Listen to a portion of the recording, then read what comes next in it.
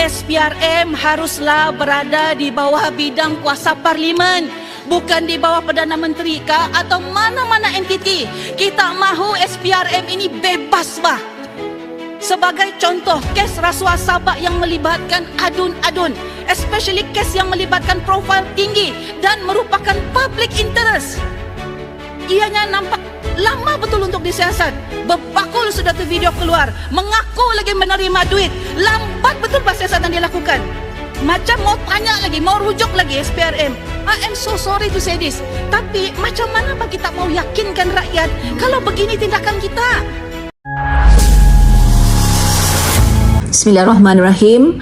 Pertama sekali saya ingin menyatakan sokongan penuh saya terhadap kerajaan Madani dalam membenteras rasuah dan salah guna kuasa.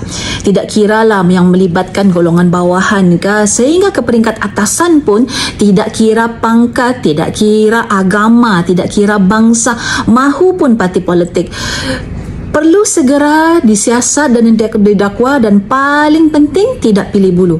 Minggu lalu dalam perbahasan saya berkenaan rang Undang-Undang Perlindungan Pemberi Maklumat, saya telah tekankan 4 perkara utama dalam perbahasan saya. Yang pertama, apa saya cakap? Semua pemberi maklumat wajib diberikan perlindungan. Yang kedua, siapapun yang terlibat dalam rasuah haruslah disiasat. Yang ketiga, siasatan perlu segera dan tidak pilih bulu. Dan yang keempat, SPRM haruslah berada di bawah parlimen supaya dilihat bebas. Melihat bagaimana kes rasuah Sabah yang melibatkan ahli Dewan Undangan Negeri Sabah ini diuruskan oleh pihak berkuasa, khususnya daripada pihak SPRM dan juga Jabatan Peguam Negara, terima atau tidak, telah sedikit mencalarkan imej kerajaan yang dilihat menjuarai isu rasuah dan juga mengutamakan tata kelola dalam tadbir urus. Sejak didedahkan oleh Malaysia Kini kira-kira 8 bulan yang lalu, akhirnya sudah ada 2 ahli Dewan Undangan Negeri Sabah dan seorang ahli perniagaan yang telah didakwa di mahkamah. Dan daripada dakwaan di mahkamah ni, apa yang kita dapat? Ianya secara langsung mengesahkan bahawa kesahihan video yang telah diviralkan oleh Malaysia Kini selama ini tahu. Jadi seterusnya persoalan yang segera yang perlu dijawab oleh SPRM dan juga AGC.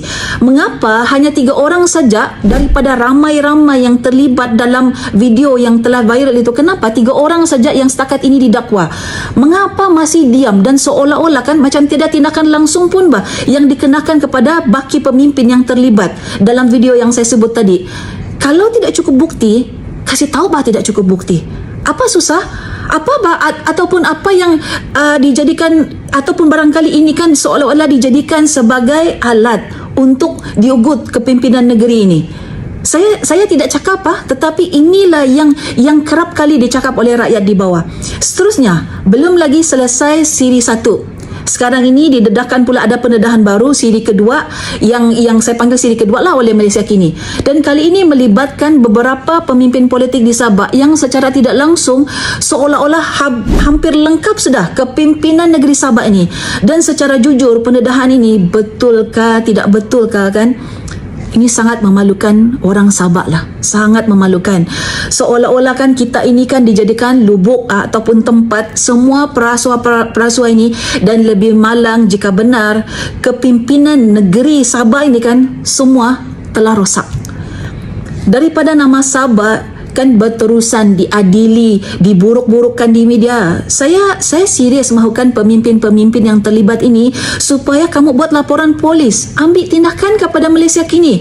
Jangan setakat deny, cakap tidak terlibat, tetapi mesti ambil tindakan kepada media ini jika ini adalah fitnah dan jika ini tidak benar. Viral sudah kenapa kamu tidak bertindak? Saya juga ingin tunjukkan soalan ini kepada SPRM. Adakah kamu sudah buat siasatan ke atas pendedahan baru daripada Malaysia Kini ini? Mengapa setakat ini macam seolah-olah diam ni SPRM? Kenapa tidak ulasan kamu? Apa lagi yang kamu tunggu?